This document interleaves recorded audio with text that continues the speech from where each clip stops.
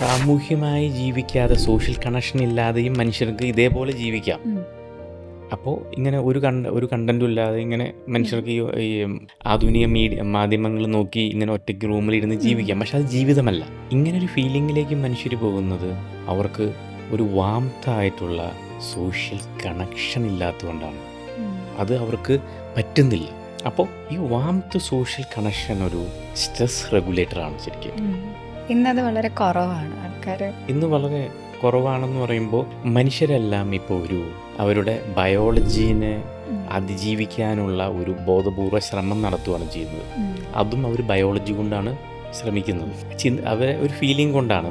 ഒരു റൂമിൽ ഒരാൾ ഒറ്റയ്ക്ക് ഇരിക്കുന്നു, ആള് സമ്മതിക്കുന്നത് കുറെ ഡാറ്റകളോടാണ്. അവിടെ മനുഷ്യൻ്റെ ഗന്ധമില്ല, മനുഷ്യ സമൂഹമില്ല, റിയൽ ലൈഫില്ല. അവിടെ ഒരു തലച്ചോറിനെ മിമിക്കുകയാണ് ചെയ്യുന്നത് അവിടെ. അപ്പോൾ ഇൻറ്റേർണലി നമുക്കൊരു ഗുഡ് ഫീലിംഗ് തോന്നുന്നില്ല. അപ്പോൾ ആ ഗുഡ് ഫീലിംഗ് വരുന്നത് പലപ്പോഴും മനുഷ്യ സമൂഹത്തിൽ നിന്ന് കിട്ടുന്ന ഈ നല്ല വാംത്ത് കൊണ്ടാണ്.